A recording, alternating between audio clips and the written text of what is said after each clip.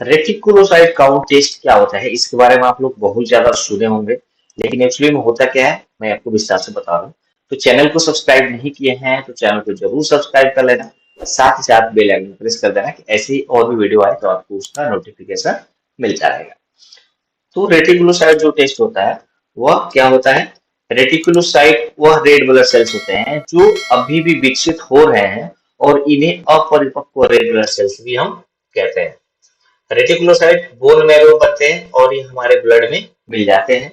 जो reticulocyte count होते हैं यह टेस्ट में ब्लड टेस्ट में रेटिकुलोसाइट की संख्या को काउंट करते हैं। रेटिकुलोसाइट काउंट क्यों करवाया जाता है? तो रेटिकुलोसाइट काउंट एनीमिया को बताता है, यह एनीमिया के प्रकार को भी बताने का काम करता है, इसलिए करवाया जाता है। जो रेटिकुलोसाइट काउंट होता है वह एनीमिया का ट्रीटमेंट कैसे चल रहा है इसके बारे में भी बताता है। अगर किसी को पहले एनीमिया है तो इसलिए करवा कर देखते हैं। बोन मैरो से रेड ब्लड सेल्स बन रहा है या नहीं यह पता करने के लिए भी जो रेटिकुलोसाइट होता है वो टेस्ट करवाया जाता है।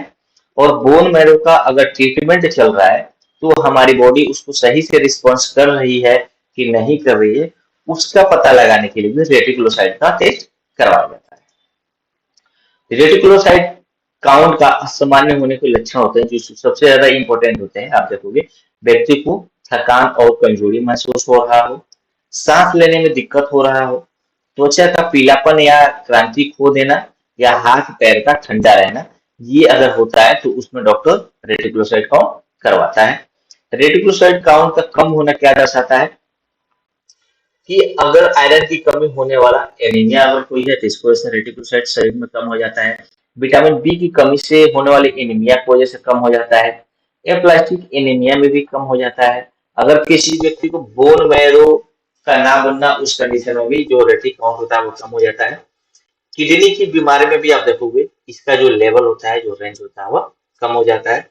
और अगर लिवर सिरोसिस किसी व्यक्ति को हुआ है तो उस कंडीशन में भी जो रेटिक काउंट होता है वो कम हो जाता है। रेटिकुलोसाइट काउंट का अधिक होना क्या बताता है कि हीमोग्लोबिन एनीमिया, इस प्रकार की एनीमिया में रेड ब्लड सेल्स बहुत तेजी से खत्म होने लगती है।